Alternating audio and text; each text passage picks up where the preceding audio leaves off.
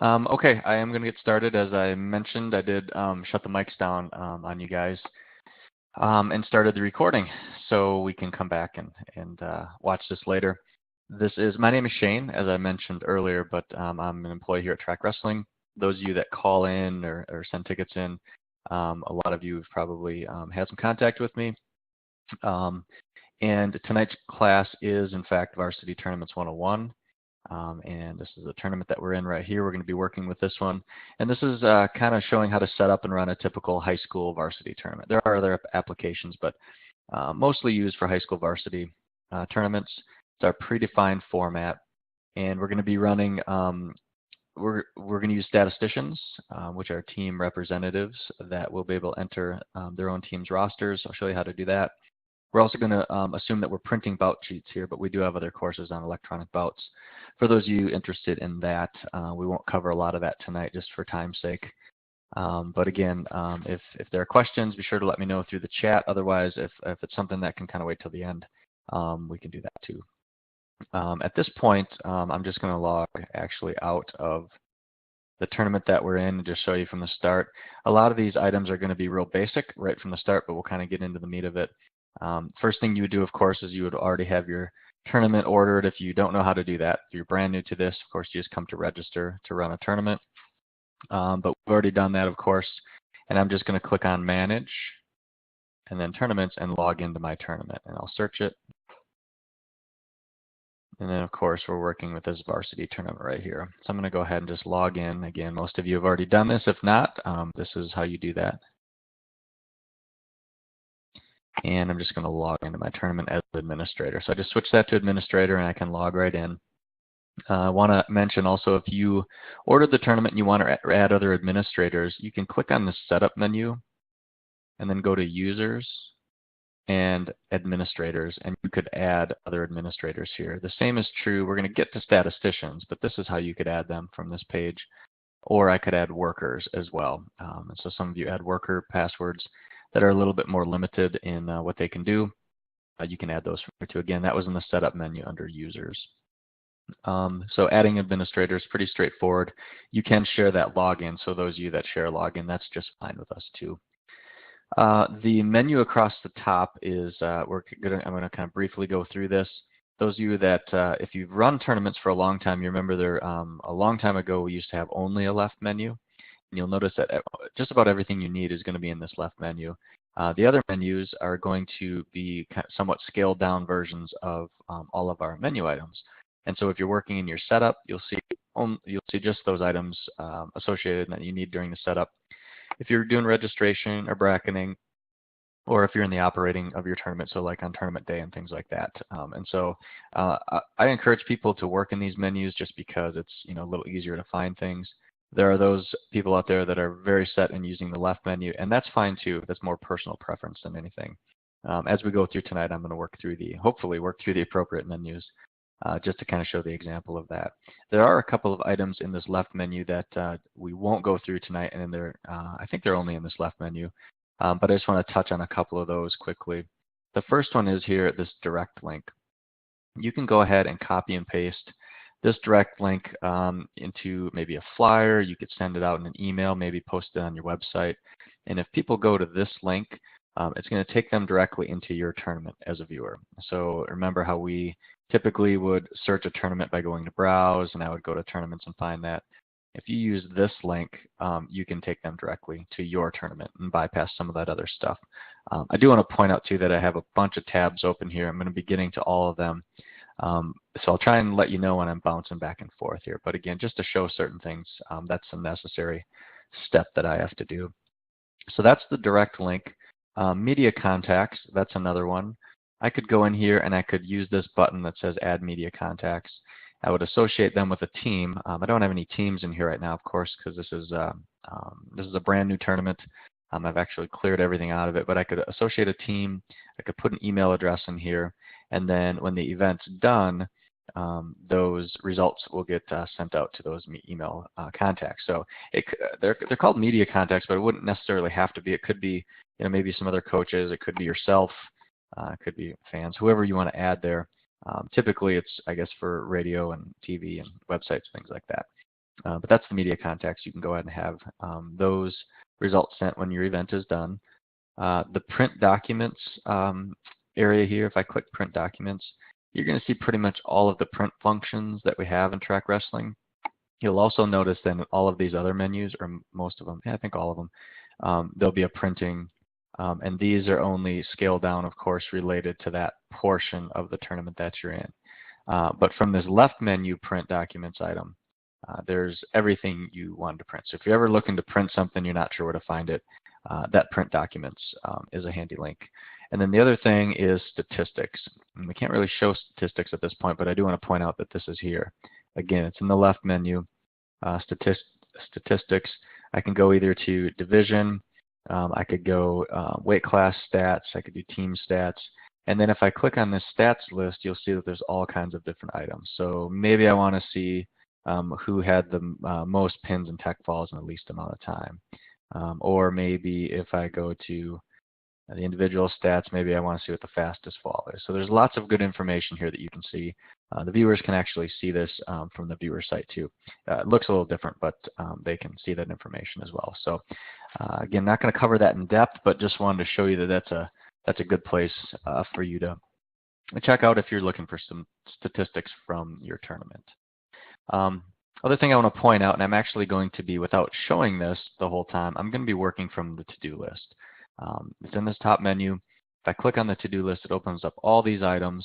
And if I click on most of these items, it's going to open a new document, a new window, excuse me, with a document that has an FAQ. And a lot of them, most of them actually, have videos that are associated with just that particular part of the setup that you're on. So most of the videos are, a minute to 3 minutes, something like that. That to-do list is really important. When we see people struggling with tournaments, and we get those kind of panicked calls on weekends, almost always it's because they haven't gone through this, or they've missed something, or maybe they've done something out of order. Can't stress enough how important it is to prepare, how important it is to go to the testing site, practice. Things like this, like you guys being in the class tonight, those are things that are going to make your level of success that much higher, and make sure you have a good experience. So I'm going to be working pretty much down through this to-do list. I won't open it up each time, only because just kind of for time's sake again. So, but the first thing you want to do at this point after you get your tournament is kind of prepare. So you want to make sure that you're ready for your tournament. You want to make sure that you know who's going to be running the tournament with you. You want to make sure you know how many computers you're going to use, how you're going to connect to the internet, the printers, and that sort of thing. So a lot of, just kind of basic preparation type things. Again, those aren't things you want to remember on the day of the tournament, and again, be in a panicked state when you have your tournament ready to go. After you kind of gotten prepared, we do have a function where you can import from other tournaments. And so let's say you ran the tournament last year, or maybe you had another tournament that you went to that you really liked how they ran. You can come into the setup menu and go to this import settings item. And this is going to open this page, and I would basically go and I would associate or go find another tournament, get another tournament. And again, this could be my event from last year. I would check on the items that I want to import, click this red text that just basically says I'm going to overwrite what I've already done in these areas, and then I could import them from here. I'm actually going to show you exactly how this works in just a little bit. I'm not going to import right now just because I want to show you how all these setup items take place. And I would recommend too that the first time, maybe even the first couple times, it's a good idea to set your tournaments up from scratch. Sometimes we'll get calls from people and they'll say, oh, maybe they have 8 mats and they didn't even know that, but they imported from somewhere else. It's important to kind of know that base knowledge and kind of how things end up in Trackwrestling. So once you get the hang of that, this importing function will help you quickly set up your tournament. So don't hesitate to use it. But again, if this is your first time through, we'd probably recommend setting them up from scratch. And again, I'll show you that an actual example of importing in just a little bit. The other thing we do right away is in the setup menu, and I would go to settings. And the settings page, there's a settings page in all tournament formats in Trackwrestling. They're going to look a little bit different. If you notice, this settings page is a little smaller than, say, for an open tournament or things like that. But the items are similar, but they're, of course, related to the type of tournament that you're running. If you need to change the name of a tournament, you can click in this box and go ahead and make that change. Same is true for the address and things like that, the location of the tournament. You can't change the date. If you need a date change, you'll need to let us know. So either give us a call or send us a ticket and we can update that date for you. A couple other items right here. This area, if I click in there, you can see it says event logo URL. What that is that little icon, and I'll show you if I flip off to the home page. And if I go to browse, I was already there. If I go to browse tournaments, these icons that are here, these little logos, this is kind of the default if you don't have anything, a governing body checked or you don't have a logo uploaded, but you can put your own in there, and I'll show you how to do that.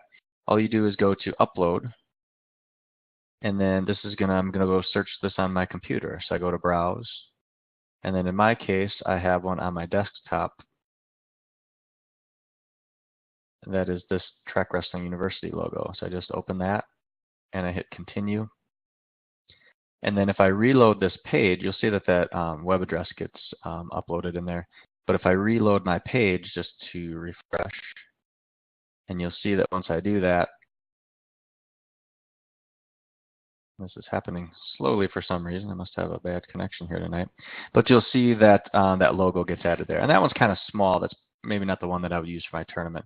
But again, that'll also update on that tournament landing page too. So back in settings, I can do a similar thing with a flyer. So I can upload a flyer that you could link to from here. I could put my contact email, maybe even my website and some other information. And again, if I go back to our landing page, you'll see that a link, if you upload something like this, a link will get added. If you have a pre-registration, that's a little bit different. We're not covering that tonight, but here's somebody that added a website, an event flyer, things like that. So that's where those things will show up. So you have a good chance to get people a lot of information about your tournament right here through Trackwrestling. Some of these other, we're not going to touch on all of these settings. Some of them apply, others don't. The one thing I will say is, for instance, if I go to my left menu and I want to see like how my tie breaking is set up, let's say I'm running round robins or something like that, I'll look over here and I say, well, I don't have anything for tie breaking, and maybe you'd expect to see that there. If I come to use tie breaking, I have it set to no, but if I flip it to yes, and now I go back into my left menu, you see that tie breaking is there. So this settings page is, it kind of drives what you see in some of your menus. So if there's ever a time where you're expecting to see something here and you don't, check the settings page first. So that's just kind of an example of what you might do from here. Again, lots of different settings here. We won't cover them all in this basic class. But again, something to check over, look through them. When you get on the testing site, that's a good place to maybe flip them on and off to see if it's something you might need. The next step we'll do is set up our deadlines. And so that's in setup. And I click deadlines and it opens my deadlines page. And deadlines are basically used to create windows of time for your statisticians to enter information about their wrestlers. So you could go in and enter all the wrestler information by hand in the on-site reg, and I'll touch on that in a little bit. But we can also assign statisticians for these tournaments. And what a statistician is basically just a chosen team representative. It's usually a coach, but it wouldn't have to be. And that person is responsible for entering the team's roster and seating information and things like that. And what it does is it eliminates the need for you to do all that data entry. And so we're going to cover statisticians in just a little bit, but these windows of time are going to tell those people, or tell our system, when coaches can enter rosters, when we're going to lock them out and things like that. And so there's really 4 dates and times here that we're going to take a look at. You will notice that all of this information is here, and as I update these, this will change. And so after 1 or 2 times through, you'll get a really good hang of what this is, but it's a little confusing for people at first. The first one, allow teams to change their lineup. It's pretty straightforward. That should be your first date in chronological order. And this is really the window of time that coaches can add the roster or even come back and make changes to move their lineups around. And at this point, after this change their lineup date, only administrators like you as a tournament administrator could come in and change that roster information. So once this date and time passes, now coaches can't come and change their lineups, but you can still do it as the tournament admin. So again, you pick that date, kind of based on how it relates to your tournament. The second one here is release lineups to statisticians. And that should be your second date typically. And releasing to the statisticians means that the statisticians can now see the rosters of the other teams, and that's really used for entering head-to-head. So At this point, up until this point where the release lineups to statisticians is, coaches would only see their own roster. Once you release the lineup to the statisticians, the other coaches will see it, and then now they can enter head-to-head based on who's in each weight class. The lockout statisticians, that's going to be your third date. After this deadline, the statisticians can't make any changes at all. They can't do anything. So anything at that point would have to come from you. They can't enter any more head-to-head. They can't do anything. So it's pretty self-explanatory, but you're locking them out. And then anything from there you'd have to handle. And then finally, this one's pretty self-explanatory too. Release lineups to the public. That's when everybody could go on as a viewer and see, rosters, brackets, whatever that case might be. And that's really up to you. Typically, I shouldn't even say that. People do that a lot of different ways. It's really common to not release that stuff until after weigh-ins. But again, that's completely up to you as to how you do that. So those are the deadlines. And in varsity tournaments and predefined format tournaments, there's a few more here, and they're I guess they're a little more detailed and a little more commonly used.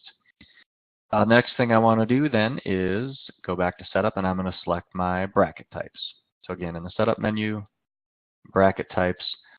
This is going to look the same in any track wrestling tournament you run, but in a predefined format, there's going to be different bracket selections than there might be in your open formats. So what I'm going to do is I can view a sample. If I wanted to, I could click here. You'll notice right now I have no bracket type selected, and I'm just going to pick one. And in varsity tournaments, it's really common to only run one, but that doesn't mean you couldn't have more than one bracket type. I'm going to use the example that we're going to use the 16-man. Let's go 16-man. We're going to wrestle back to 5th, and we're going to place 8. So I'm going to add this one. So 16-man wrestle back to 5th, place 8. So I just click add on it, and then that page will update. I thought I hit add. Must have missed. There it is. So there's my bracket. Now it's added up here. It's in the added tournament bracket types. I want to make sure that the rounds get added too, and they will. But if I go to rounds, this is always a good place to look. You'll see that my rounds are added there. So that's selecting your bracket type. And again, I'm just picking one because I think that's probably most common with high school tournaments. But again, if you had more than one, you just go back to that bracket types page and select your other ones. And of course, now I want to add my teams. So in my setup menu, I'd come to teams, simple process. I click the button to add a team.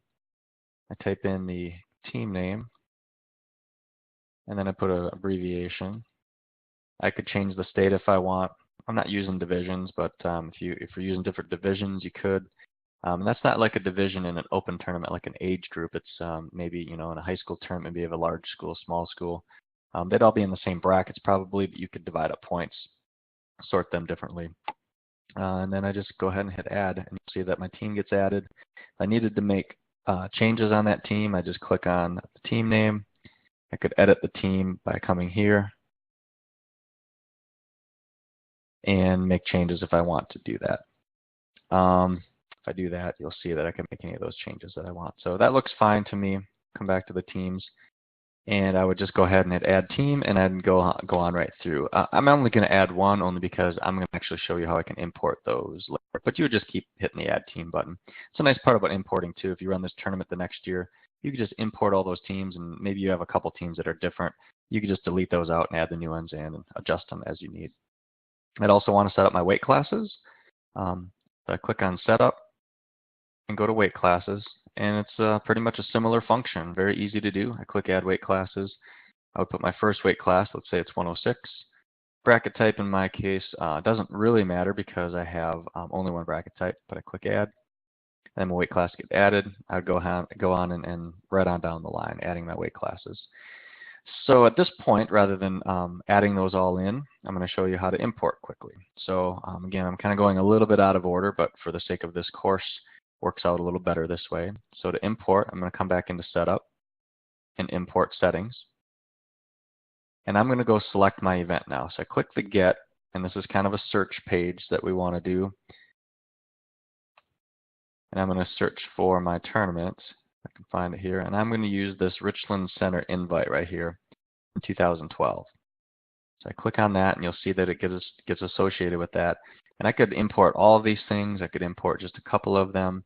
all I'm going to do for our sake is I'm going to import the weight classes, and I'm also going to bring the teams here. I click this item to say that I understand that I'm going to be importing and overwriting anything that I had there. I go ahead and do import. And just like in a lot of other areas in Trackwrestling, we make you confirm with that prompt. And just like that, if I come back to teams, you'll see now that I have all of these teams in. You'll see also that calendar is gone because I overwrote those, and that was fine. I just only used that as an example. You'll also notice that the weight classes are in, and I have the standard high school weights. But again, you could do that certainly however you wanted. I do want to show you one other item on this teams page. Some of you, if you're running like a high school tournament where you're connected to like a high school season, you'll see another column here. So if I come to this Richland Center invite now, again, I'm now in a real tournament that happened last year. You'll also see this season team right here. And basically, this column is what you typed in, or somebody did if you'd imported them. And we all know that, you know, maybe though you typed in this case right here, St. John's Military Academy, the way that it shows up, like in our database, or maybe if you're an OPC state, maybe you have a weight management of some other kind, it might not be an exact match. You see, it's just a little bit different spelling. If it's red, it just means there's not a character match that's 100%. I could click the get and go get that team, but that's kind of how those matchings work. You just want to make sure that this team is the same as this team. That doesn't mean that it's spelled exactly, which in most cases it probably will be. But you just want to make sure that those two teams are in fact. So I'd run through this list and make sure that that they are in fact the same. So again, that was on the live site. I'm going to take us back over to my tournament. I guess we're on the live site here in my tournament too, but that was like a real tournament we don't want to mess around with. So at this point, the next step is going to be filling the weight classes. So I have my teams, I have my weight classes in, but you'll see that this count is 0. And this step is necessary when we're using statistician logins. Again, I don't want to type in all these wrestlers. I want the coaches to be able to either type them in or upload them from the minimum weight system. And I'm just going to create a slot for each weight class for each team. And I'm just going to do that by going to the wrestlers page. So if I go to registration and I click wrestlers, there's a function here that says fill weight classes. I'll click that and hit go. I am going to add a participant for every team. And what it does is it adds this slot called unknown unknown. And that's just kind of the way our system needs to create those slots so those statisticians can enter them. And if I go back to my team page, you'll see that now every team has 14, but each team also doesn't really have anybody in. They just have a slot there for those wrestlers to get entered in.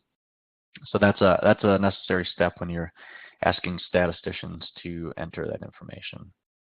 The other thing I'd want to do at this point is set up my seeding criteria. And so if I go to the setup menu and click seeding criteria, you come to this page.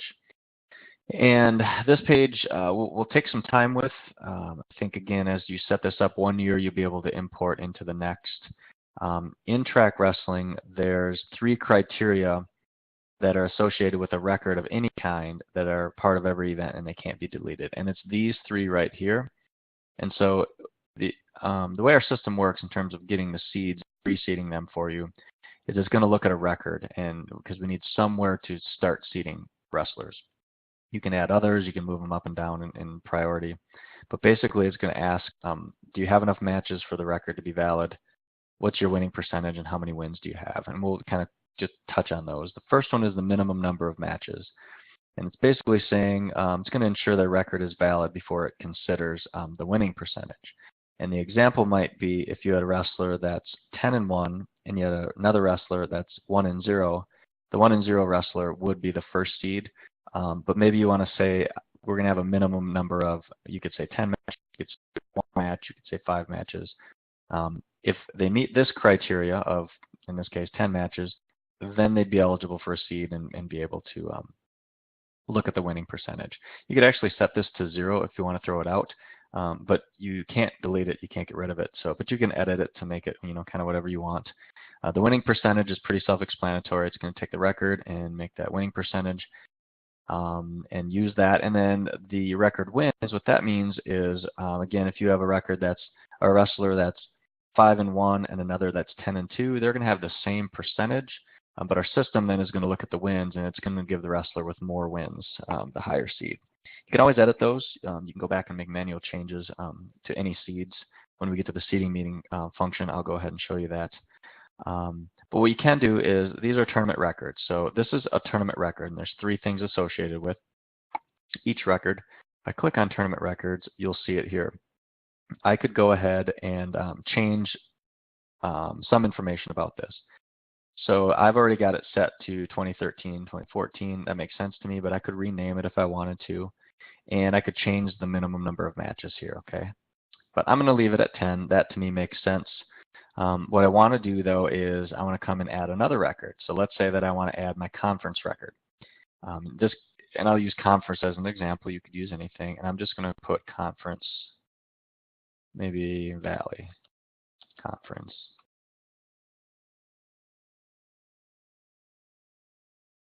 And I'm going to say that we need a minimum of 3 matches in the conference to get a seed. So I go ahead and add that.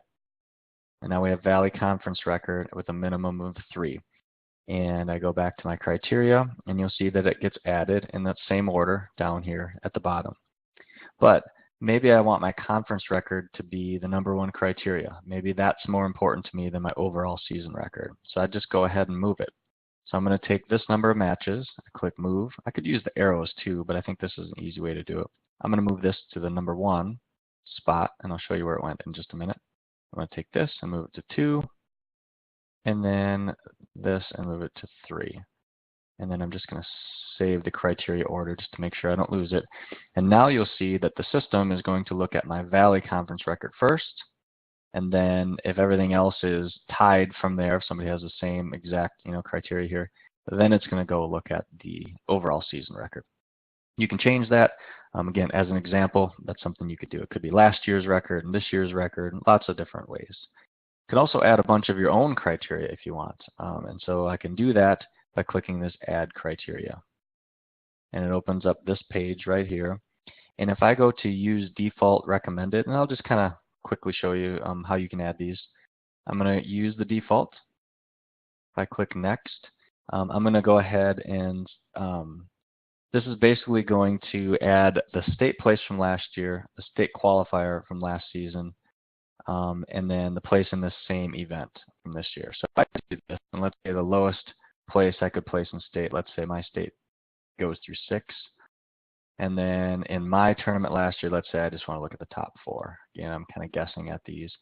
But now you'll see that I have a bunch more criteria. I have state place from last year, state qualifier, yes or no from last season, and then also how did you place last year in this tournament. Coaches will see these questions and they'll answer them, and then our system will use all that information. You're probably not going to have this many in here. This is getting kind of muddled, but just to show you that there are a lot of different things you can do. If I go to Add Criteria, there's 2 other items here I just want to touch on. If I don't use the default, I could select from a predefined list. And if I go to Next there, you'll see that I have, what place in, maybe I want to go back to different years in the state tournament or the qualifiers. Maybe, different percentages. Maybe there's a sectional qualifier and, years way back. So that's how I could add those pretty quickly. And then you could also create your own. And if I hit Next on this one, I could create my own. It's pretty self-explanatory. If I wanted a tournament place that wasn't listed, I could just click this and go ahead, and it would ask me for the tournament place, and I could add that. I could also add a field for the coaches to fill out. That would be a yes or no. And so an example there might be, let me show you one. If I put yes or no, I hit yes, and maybe it might be, are you an All-American? Okay, and I don't know if that's a question you would ask, but as an example, that's a yes or no. Which would be a higher seed? Of course, an All-American would be a higher seed than a non-All-American. And then now that would get added, sorry about that, that would get added to the list down here as well. So again, I don't know if that's a logical one for you to put, but you can be pretty creative with that one. And if I come back to create my own seeding criteria, and then the other one, I could go to Other. Here's where you could pretty much put anything you want in there. You could use state rank, you could use a pick list, all kinds of different ways you could add criteria here. So I did spend a little bit of time there, quite a bit of time actually, but again, the seeding criteria, I guess what we want to encourage you to do is gather as much information as you can and need from your coaches, and that'll save you a lot of time seeding by hand and things like that. What you can also do, and I think I showed you this, but you could use these arrows to move these. Let's say that I wanted to move All-American up a little bit. I could just bump that up. I would save the criteria order, and then that's how the system would look at it. So again, it's kind of a hierarchy, works from top to bottom. If you have questions on seeding criteria, we're actually going to have other courses on that too, and we do have some videos out there on our YouTube channel as well that kind of show that sort of thing. Next item would be to set up your team scoring. So if I go into Setup and I go to Scoring, if I can find it, there's 4 items here, but we're going to cover them all. So I'm just going to click on Activity Points. And activity points are bonus points. It's basically those points that you get for, pins or tech falls or majors and things like that. I can click on any of these and I could change the number of points. These are defaulted by the National Federation of High Schools, so they should be pretty close. But some states don't use those. Other tournaments want to stray from that or vary from that, and that's just fine. You can change any of that here. And the other thing from this activity points is this drop down. And this is how you're going to specify how to award your buy points. And there's 4 options. You could award buy points immediately, regardless of how the wrestler does in their next match. And again, these are completely up to you. You could award buy points only if they win their next match. You could award buy points if they win their next match or they don't have another match, if there was a forfeit situation or a buy for a place or something like that. Or you could award the buy points based on activity points that wrestler might get in their next match. So if I had a buy and then I got a major in the next round, in my case, that buy I would get, what do I have a major set for here? 1 point. So again, just look at this, make sure that's set according to how you want to run your tournament. Advancement points, of course, these are going to be the points that you get for moving throughout the bracket. By default, it's going to be 1 or 2 out the front and 1 out the back, or championship consolation. If I wanted to change any of these, I can click on them and change that number. I could also do, say, a whole round. Let's say maybe this round I didn't want to give any advancement points. I'm not sure why you do that, but actually there are some situations where that might happen. But I could say that I want to set 10, 12, 14, and 16 to be worth 0 points. And I took 10, 12, 14, and 16 from these match ID numbers right here. I could hit go, and it would update and it would show 0 for those advancement points. So you can go ahead and adjust those however you want. If you have multiple bracket types, you would do it for different bracket types and you'd see a new image here. So this is set to 0 there. I'm actually going to put those back. I don't think that'll affect what we're doing in this tournament, but to me that doesn't make sense, and that just might bother me as we go throughout the course. So I'm going to switch it back, and again, just to show you how quick that updates, you can choose it whatever you want. There's another item here, drop down, that has you answer questions as to how you want to award the advancements. Do you want them immediately? Does the wrestler have to win their next match to get them, or could it be the fact that they win their next match or they don't have another match? So again, go ahead and set those as you need. Placement points, really self-explanatory. These also should be aligned with the National Federation of High Schools, but if you want to stray from that, you certainly can. Just click on it, change that. Maybe that's supposed to be 20 points. And I can hit that, and that updates from there. So that's how that works. I think that was 16, but I'm not sure. I'll just put them back how they were. And then finally, scoring bouts. This is if you wanted to not score a certain series of bouts. I could click on or off the Y, and that would change it. Or I could also do a match string there. I could put the first round maybe as not scoring. There might be reasons to do that. I can't think of a good one right now. I do want to add that if you had a particular weight class that you just wanted to affect by this, I could either do this on a global level to affect all the weights, or I could pick 1 or 2 or 3 or 4, whatever the case might be for weight classes. But those are how you do the scoring bouts, and that's how you set up your team scoring. Very customizable. Don't have to make any changes there if you don't want to, but I would recommend checking it out to make sure it's going to score the way that you want it to. I mentioned the rounds page before, but I'm just going to come back here. So if I go to the setup and I hit rounds, you'll notice that the system is going to quickly put the rounds in the order that most people run. If I wanted to run these out of order, I could move them. Typically, you won't have to do that, and a lot of times you run into troubles if you start moving around on the rounds page. But there is another, if you have multiple bracket types or you're trying to break rounds out and do something kind of creative, let us know. We can help you. We do have another course, and I think it's running next week, called Scheduling Rounds. It's going to go into in-depth rounds page manipulation and some kind of, more, I guess, complex things that happen on the rounds page. So for most of you, that's going to be just fine. I talked about statisticians, and so the next item in our to-do list as we're working through this, as we come down here, and we're down here, is going to be to set up those team logins. And all I need to do, you remember that I have all my teams in. So I have my, I'm not sure, I think there might be 16 teams here. Pretty big tournament, but I'm going to come into the setup menu, go to users and statisticians. And again, these are my team representatives. You'll see that I have those in here already. And I forgot, I suppose, when I imported those teams, these came through. But what I could do is just run my add team statistician function. And what that'll do is that'll add a statistician for each team. They get assigned a username and a password that's kind of random. If we have any of their information in our system, it's actually going to add it all right here for you too. And then, again, this add team statistician is going to add that very quickly, automatically for you. I can click on any of these names to make changes. So I could go in, I could update any of this information. I could change their email if I needed to. The other thing I can do too from the statisticians page, one of these functions, let's say that there's a statistician here that I don't know an email for. A lot of these coaches you will know, but probably not all of them. If I go to this search email archive, I could search our database for past tournaments. And so let's say, I think one of my teams is Baraboo. Yep, I see them there.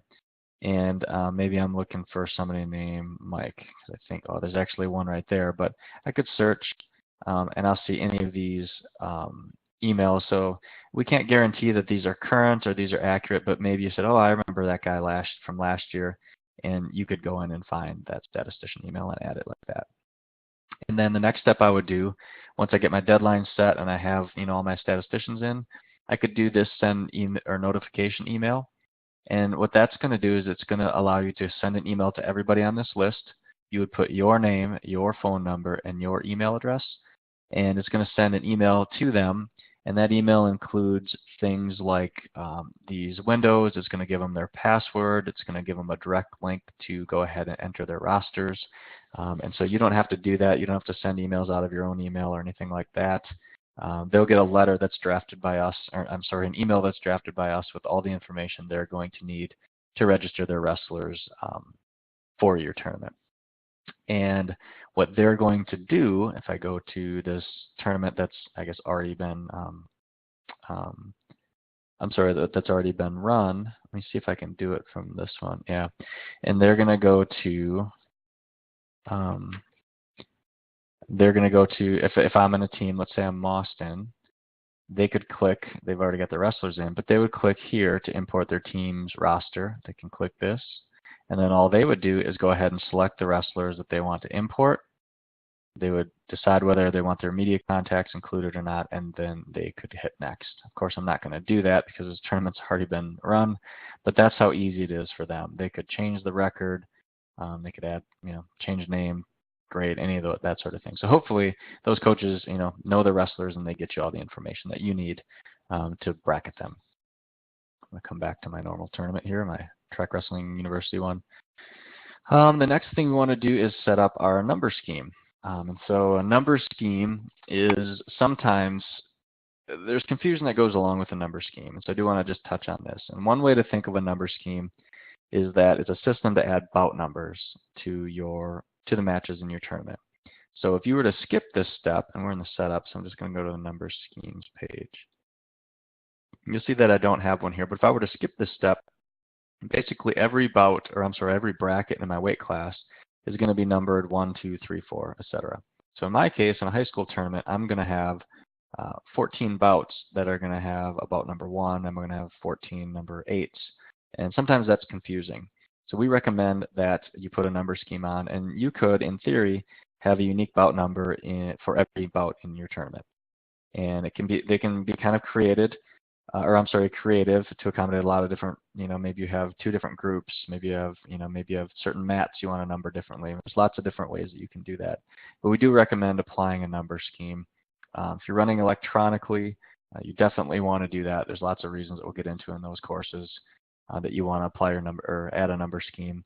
But basically, again, number scheme is going to be adding bout numbers in essence. That's a simplified way of putting it, but it's going to be adding bout numbers to the bouts in your tournament. And it's pretty easy to do. All I'm going to do is add a scheme. The most basic would be an all number scheme. If I just want to number 1 through whatever, I'd click all weights, all rounds. I would start with 1. Typically you're going to skip and not number the buys, but you could number them if you wanted to, and then I hit add. And it adds that scheme. The other thing I could do, and I'll do this kind of quickly, but let's say that maybe I want a different number scheme for the upper weights and lower weights. Maybe I have 2 different gyms wrestling or something like that. But I could put upper here, and you can name them whatever you want. But I'm just going to put upper.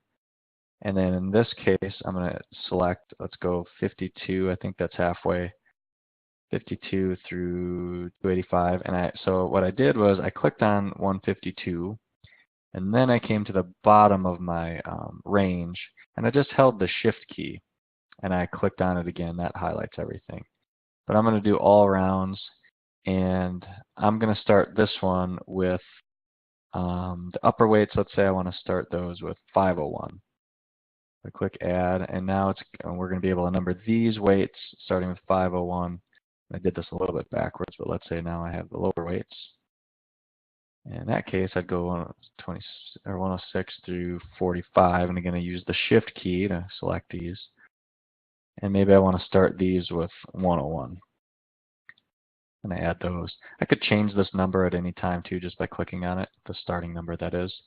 And so now in this scenario, I'm going to number my upper weights starting with 501, and it's going to go 502, 503, and right on down the line. And the same would be true for my lower weights from there. Again, don't know exactly why you'd want that particular situation, but there are lots of different number schemes out there, lots of different scenarios that you might want to go ahead and add those number schemes to. The most basic, and most of you probably will run with just this all number scheme, where you're doing all weights and all rounds. I will point out that you shouldn't have something in the rounds and the match ID column. Very rarely will you have to put anything in the match ID column when you're adding these. So I have my number schemes. I'm pretty much set up, ready to go.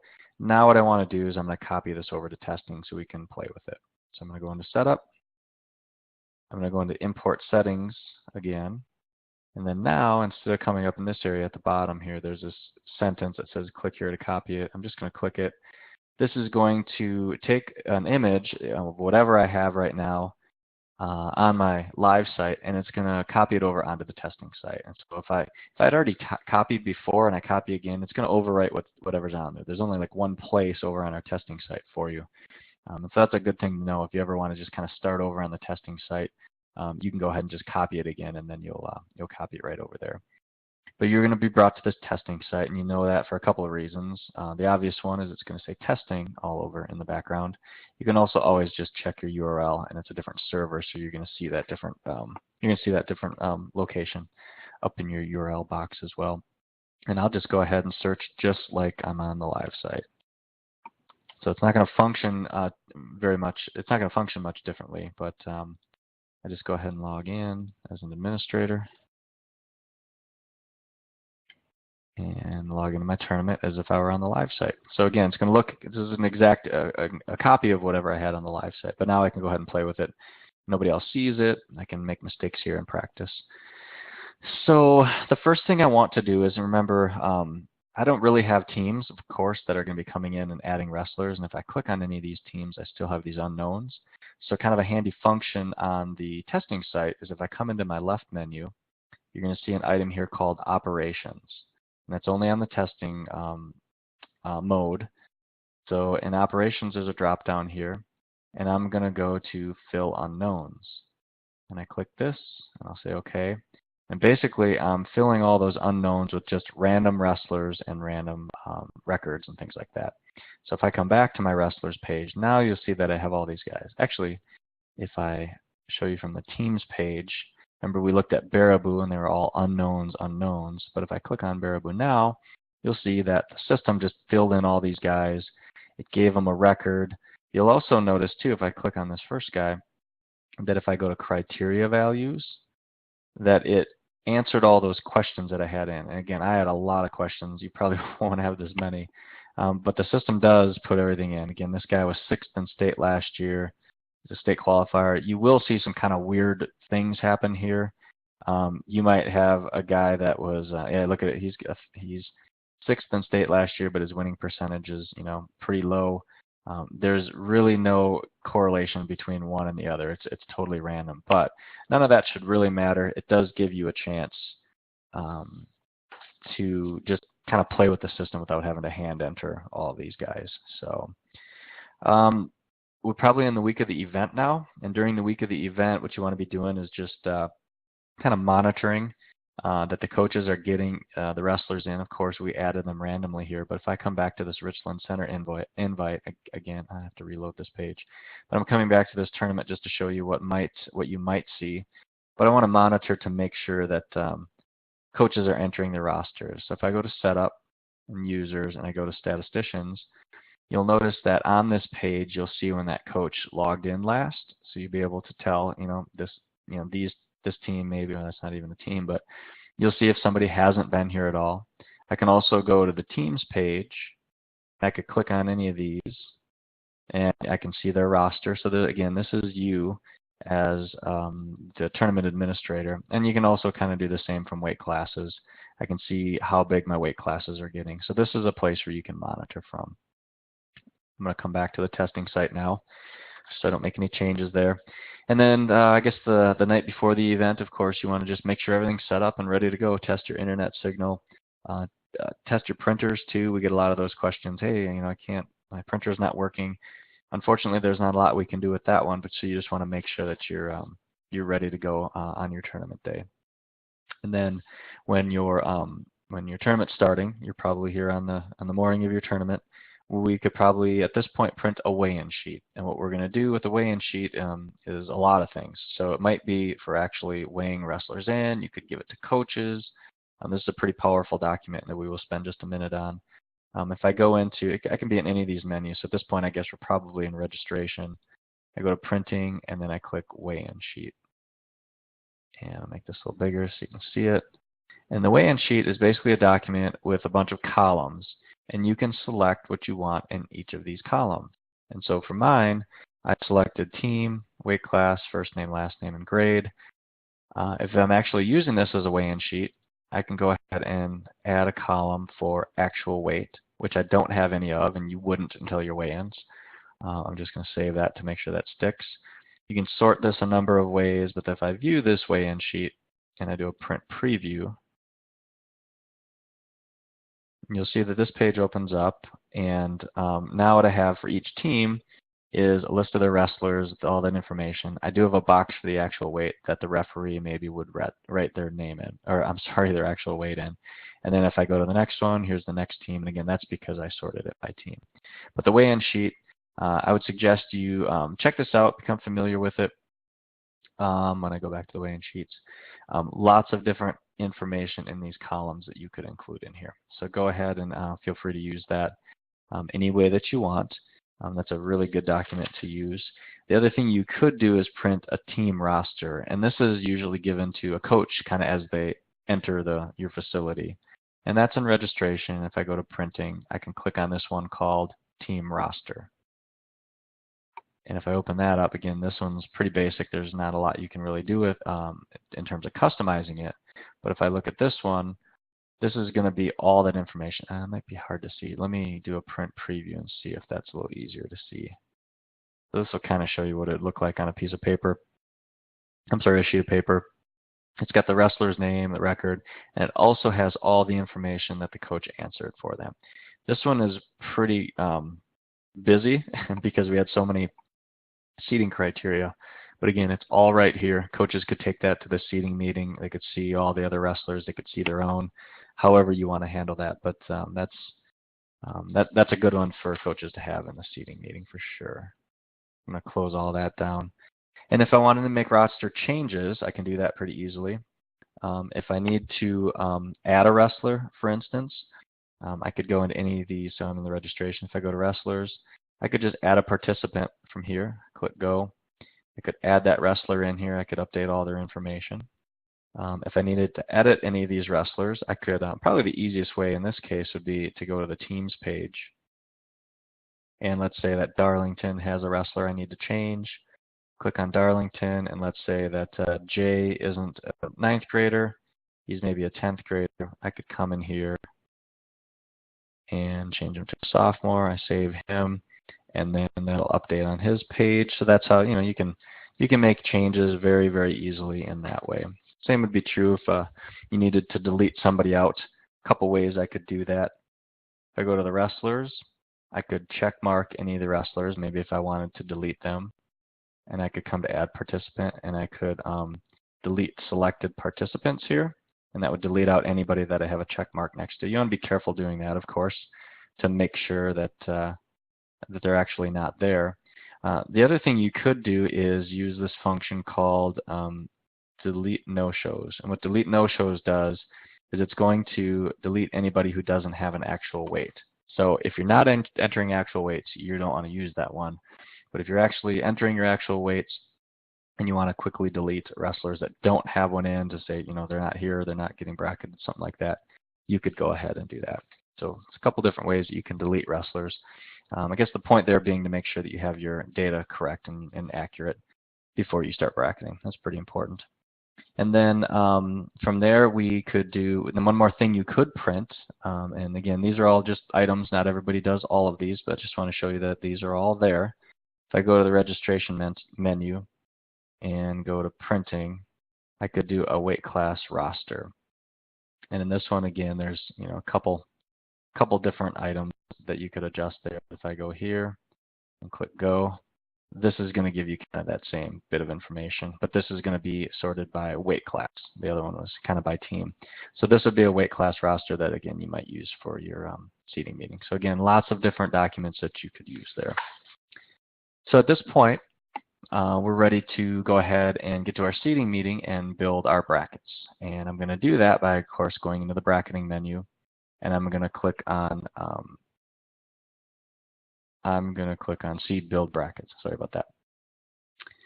And I come to this, and I'm going to do 106, and I'll do a couple of weight classes here, but you'll notice that here's all the wrestlers that I have in my tournament. Here's Markel, who's right now our 1 seed. Here's this Wills guy, he's the 2, here's the 3, and if I go all the way across, you'll see that all of my wrestlers are in this weight class all the way down to 16. So we're seating everybody right now. It looks like, everybody is seated according to this or these criteria that they put in. So I can see that all pretty quickly from here too. You'll see that here's a 2nd placer and a 2nd placer in the state last year. Here's a 1st placer in state last year, but because I have this criteria down the line, which I probably wouldn't, but for our tournament we did, you see that he's getting seated behind some other wrestlers that maybe he placed ahead of in the state tournament. But let's take a look and just show you how to kind of move these wrestlers around. Let's say I'm looking at this 3rd seed right here. I want to note the top seed. So here's Harrison, and here's Markel. If let's say that this wrestler, for whatever reason, was supposed to be the top seed, I could move him. Actually, better yet, I'm going to click on this 3rd seed right here. I'm going to click on Harrison Cherry. And let's say that we don't have any head-to-head data in here yet because I didn't have coaches do it. But let's say that for this guy, we're going to go, actually, and I forgot the wrestler's name that was the top seed. So if I go back to seeds, I'll start over. Harrison is our 3 seed. Markel is our 1st seed. So I'm just going to enter one head-to-head item for this wrestler. So let's say that he beat Markel. So I click on Markel, and you'll see now that this Harrison Cherry in our mock tournament actually beat Markel. I come back to the weight class. I know I'm jumping around here, folks, and we can spend more time on this at the end. I apologize for that. But you'll notice here at the bottom that this Markel is here. So under Harrison, we say that he beat Markel We also see that Markel was defeated by Harrison. There's a question that came in about changing somebody to a different weight class. I'll show you that in just a minute, actually. It's a good question. It's kind of right back to where we were, but let me just get through this and I'll show you that real quickly. But you'll notice now that Harrison, even though he's, based on his criteria, seated well below Markel, even though he beat him, it's not moving him ahead based on head-to-head, but if I move this max seed jump right now that's set to 1, that means that Harrison could only jump 1 seed. But let's say I set that to 3, for instance. Once I do that, now you see that Harrison gets moved to the top seed and everybody else gets bumped down. So that's how you can adjust this max seed jump. You know, I don't know if there's a good number there. It probably depends on the size of your event, but just know that if I put this back to 1, you'll see that Harrison will in fact move back because he can only jump 1 place. So some number, you'll probably have a number that you want to work with there. Although, you know, you could put, if I put 16 here, that would mean that head-to-head would override everything else pretty much that's in here. And that's probably not what you want to do either. So go ahead and mess around with that on the testing site and kind of see how that works. But at this point, I'm just going to leave those as they are. I'm going to say that those seeds look good. If I wanted to move a wrestler up, I could move them up. If I want to move them down, I can move them down. I could just use these little arrows and bump them around, depending on how things go in your seating meeting. And then I just come to this slot right here, this drop down. And let's say in my case, I want to seed any wrestler, let's say anybody with over a 500 record. So in this weight class, there are 7. And again, this data is pretty random, but let's say in this case, I want to seed the top 7 wrestlers in this weight class based on winning percentage. I could go seed through 7, and then I go ahead and build the bracket. And I click OK, and the bracket gets built, and I can look at it by clicking this bracket link, and I view it, and now you'll see where everybody sits. You see Markel was still the top seed. I think we left Harrison, yep, so this guy was still the 3 seed. So it's seeded through 7, and then everybody else got drawn in. And so that's how you go ahead and do that. I'm going to go ahead and I'm going to build, without looking at seeds, I'm just going to build a couple of brackets here, just so we have some brackets to look at in a minute. So I'll just build 3. The question that came up, and I'll just jump back kind of quickly to this, if I needed to change a different weight class, I would go back to that wrestler list, and I would find the wrestler, and it wouldn't matter who it is. I can actually, there's a search function here that you can use too. But you can do this from the Teams page, from this page, however you want to do it. Let's say for simplicity's sake that it's this Sebastian Adams.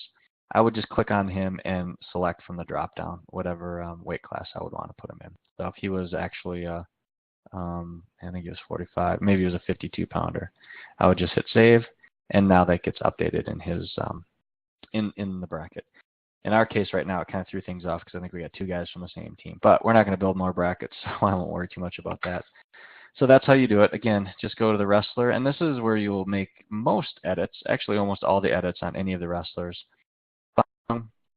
Click on them, and then you can edit that information from here. Maybe the team's wrong or something like that. You could change all that from right there. So that's how you do that. What to do then is I'm going to come and check in my I can go to the bracketing menu and click on weight classes. And now you'll see that I can tell from this page that I've built 3 brackets. And you saw me do that kind of quickly.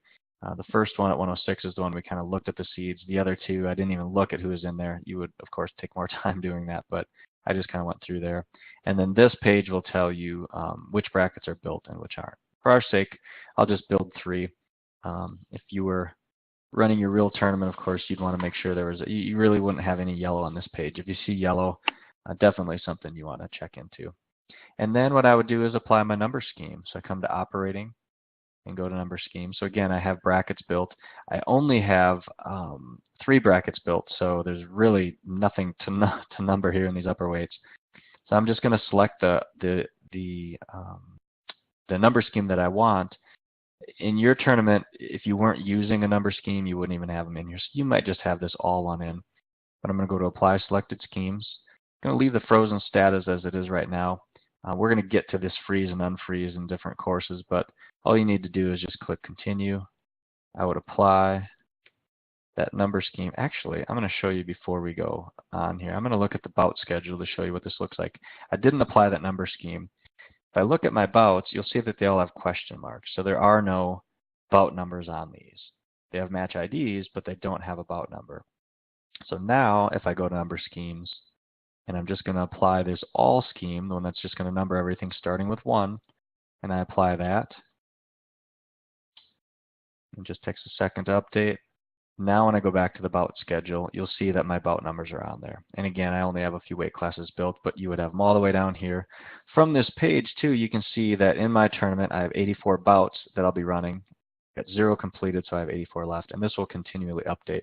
So this is a good place for you to check to see, kind of where you are in your tournament and everything. And you would have all your weight classes there too. If you had multiple schemes, you could use these filters over here. In our case, it's a real basic scheme. I just want to number everything, and that's what we did from there. From this page also, I can print my brackets. So I could click this print brackets link.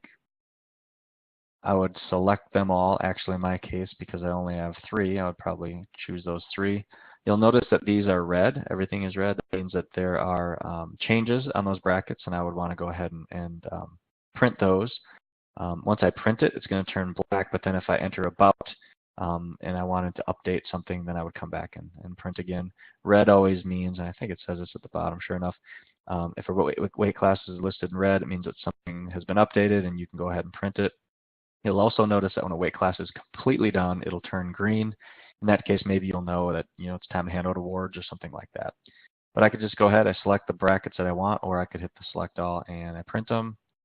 I'll mark them as printed, and then now I go and do my print preview and print my brackets out from there. You can also print from this operating menu under printing and brackets. Brings you to this exact same page, and you'll notice here now that because I marked those as printed, those went back to black, and the other ones that aren't ready are still in red. So again, a couple of different ways to print from there. I would also print my bout sheets from the same, it says Schedule Wizard. This is actually the bout schedule. So if you hear us refer to it as bout schedule, that's what that is. But I could also print any bout sheets that I wanted. So I could print all of them. Maybe I'd only want to print a particular round. So I could use this filter over here if I click round 1. Maybe I just want to get things going. This is probably a really good technique. I could print all the round 1s, and of course you would have your other weight classes. And then all I do is print selected bouts. You'll notice that these are showing as not printed right now. Print selected bouts. Probably don't need to make any adjustments in the advanced settings, but I click print. I do want to mark them as printed just to make sure that I remember which ones I've printed. And then I would go ahead and do a print preview and print those bout sheets out as well.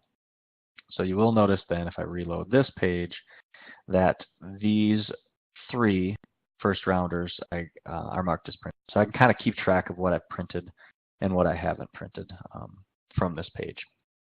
So at this point then, I have all my bout sheets printed, or at least a round of them. I've got those out to the mats, and now we're wrestling. And when a bout sheet gets done, person at the table, of course, would fill that out, and when it's finished, somebody would bring that back to me, or maybe somebody else who's entering the data, and I want to do the bout entry. And so I just click on bout entry on this page. Also in this operating menu under bout entry, brings you to the exact same page. But then this bout number, all I need to do is put a bout number in here.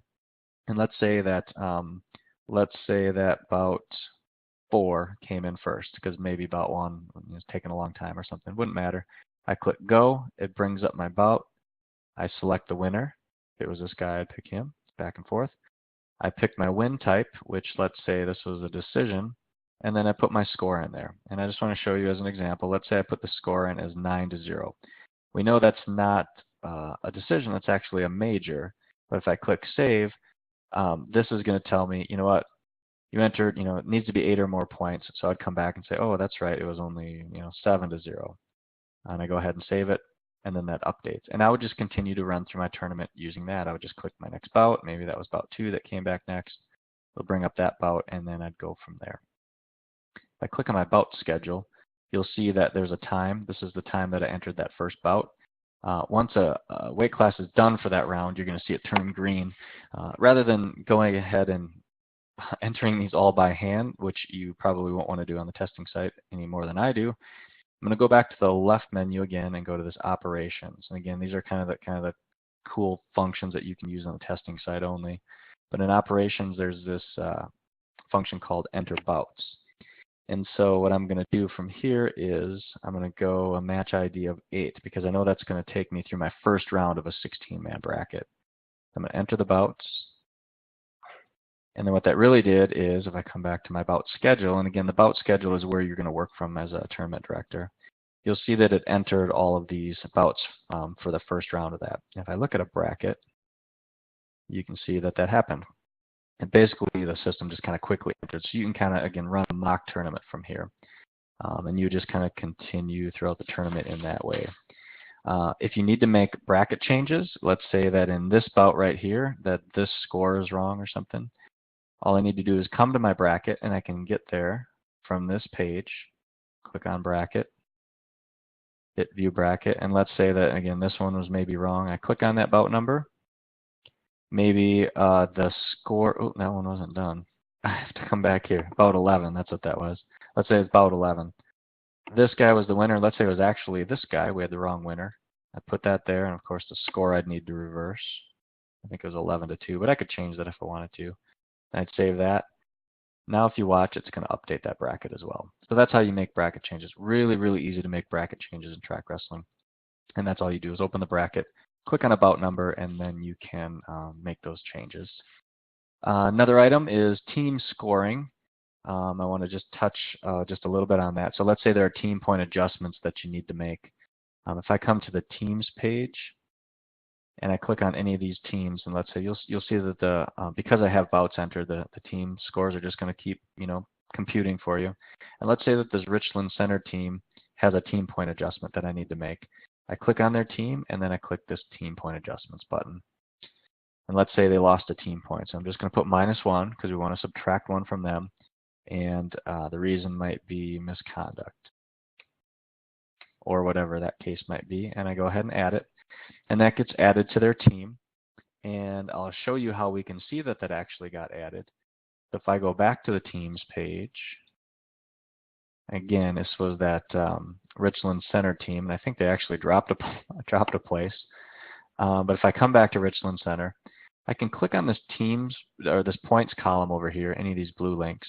Let's look at Richland Centers. They have 6.5 so far, and this is going to show me why they have 6.5. Here's what this guy got. Here's what that guy got. You'll also see that the misconduct, the -1, got added here. If I want to know why this guy had 3.5 points, you can see it right here. He had a tech fall, so you got a couple advancements and some activity points. And so that's how you can break down those team points from there. If you do have an ejected wrestler, this is something that comes up occasionally. What I would probably do is go to the wrestler page so I can find the wrestlers in any of these menus. Back to this page that we've worked from quite a bit. I would search for the wrestler using this function, or in our case, I'll just pick the top guy. And then what I would probably do at this case is just make him a non-scoring wrestler. And I click Save Participant. So now he can't score anymore. The disadvantage of deleting him out of the tournament altogether is any of his bouts from before that are going to get wiped out, and you're just going to have to re-enter results. So sometimes people will change his name around that wrestler's page. Sometimes people, if they don't want him in, they put him to forfeit, or unknown, or something like that. But again, the big thing there is to make him a non-scoring wrestler so he doesn't factor into the team points situation. And then I guess probably one last thing, maybe two last things before I open it up for questions. If I go to, I'm going to go in and enter a few more results. So if I go to operations, and I'm going to enter more results, I enter bouts, and I'm actually going to go through 24, and that's going to put me up to the placement matches, the finals. So I'm just going to enter that. Again, I'm just doing this kind of quickly just because I need to do this to show you the next thing. But there's a couple of things that I could print when ready for the final. So in the operating menu, I go to printing, and I go to brackets. I just want to show you where we are. And I'm going to just, of course, print these 3. I'll mark them as printed, that's fine. But open it up. So by going to bout 24, I basically got us up to the 1st, 5th, and 3rd place matches. So that's kind of where we're at in our tournament, just to fast forward ahead kind of quickly there. But then if I come back in the operating menu and I go to printing and schedules, this is how I could print a document to show the finalists. So maybe this is for your announcer or something like that. And what I want to do is I'm only going to print the placement matches, but I could print them all if I wanted to. I'm going to print just the placement matches. And then in this show about detail, I'm just going to put yes.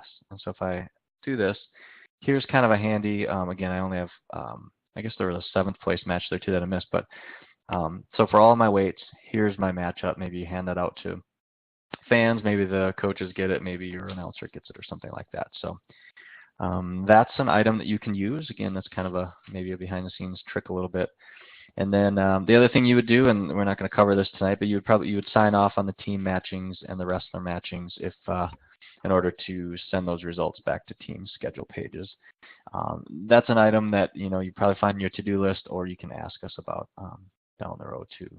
So that's a lot of information, guys. I know I went kind of quickly. I try not to go too fast, but I also don't want this to drag out for too long. But obviously on a start to finish type situation with a varsity tournament, with a predefined tournament, does take some time. I do want to thank you guys for taking the time to go through this class. We do appreciate it. It makes our job easier as well in the long run. And we do know that it's time for you guys, so we appreciate that. We do have more courses coming up. Feel free to take those. And then if you have other questions after tonight, that's just fine. Oh, sorry about that. One of our other guys. If you have other questions, feel free to use our ticket system. But I will open the mics back up right now for you guys to answer any questions that you have at this time.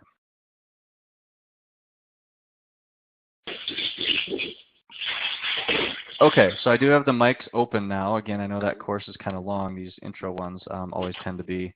Are there any questions that you guys have? Again, if you guys have to go, somebody needs to just sign out, feel free to take off. But if you have questions, I am here to answer.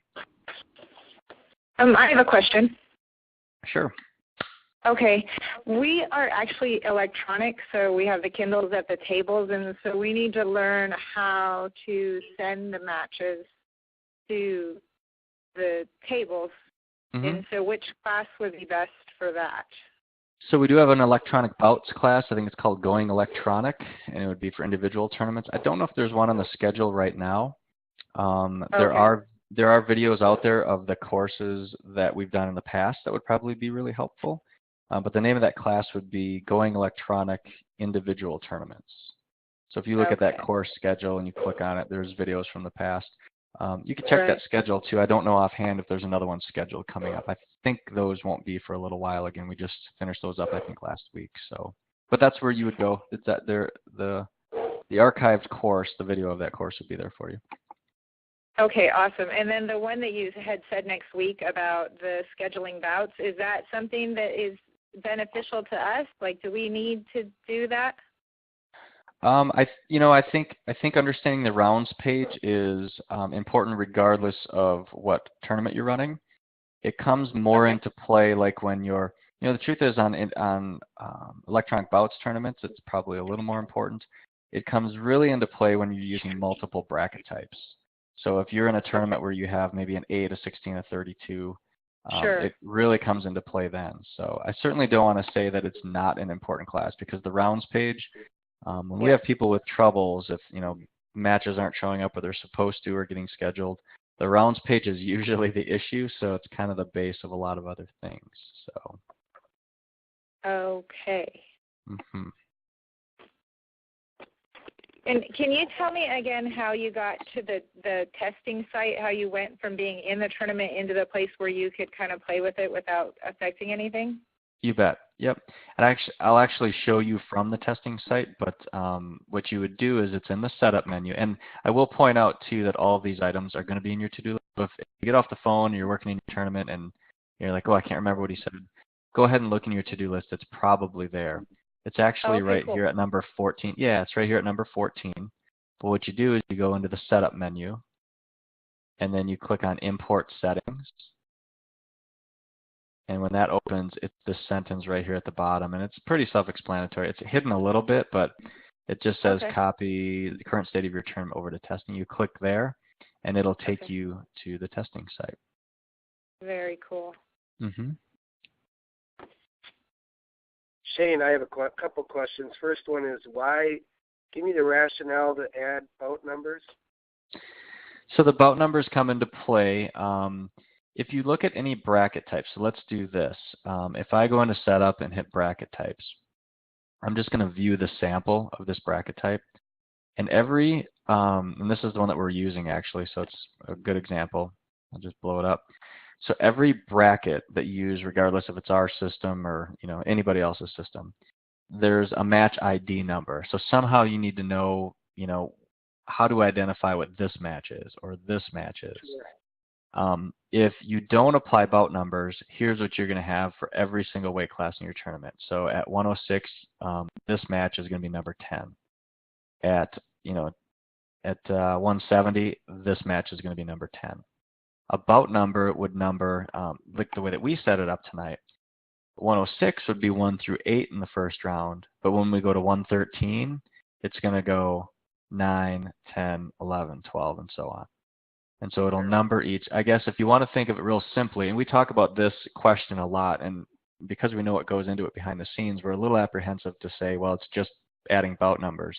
A number scheme is kind of your plan to put a number on every bout in your tournament. So that's basically what it is. And the reason why I think it's really important is if you have a problem with, bout 215, you know exactly what bout that is. There's only one of them. It can only be one place. So again, it saves you from duplicating those. These technically aren't bout numbers, and we don't refer to them that way. So, some people do, and I understand why they do. These are match ID numbers. Again, the bout numbers get applied, and then when we get to the second weight class, it would go at 9, 10, 11, 12, and so on. Gotcha. Mm-hmm. The other question is, the other question I have is, this is the state of Wisconsin school. Mm-hmm. We will be hosting regionals, and so do we, as a host school, have to register for regionals, or is that something that just you guys know about and you? Nope. We set all of those up in Wisconsin. So we're actually in the process of doing. We actually got a bunch of other states that we've done already, and Wisconsin is moving up there on our list. So nope, you won't have to do anything. What you'll do is you'll get communication from us, basically with login information and things like that. So nope, we set all of those up for you. Okay, that makes but sense. will be this format of a tournament. So what you see in here, the setup won't be done, but the operation of the tournament, that will all be the same. Okay. Yep, all right, that's a predefined format. Yeah, you bet. Anybody else with questions? Again, I apologize. I know that's kind of a long course, but again, there's just an awful lot to go through on a basic level. So.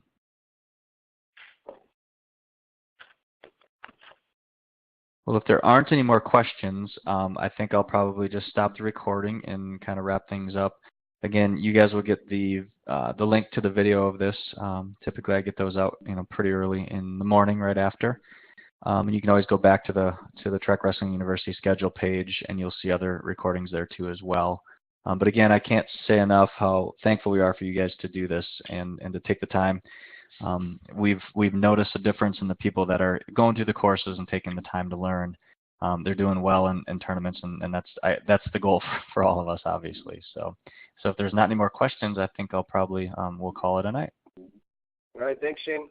Yeah, you bet, guys. Thank you so much. You're welcome. Okay. Thank you.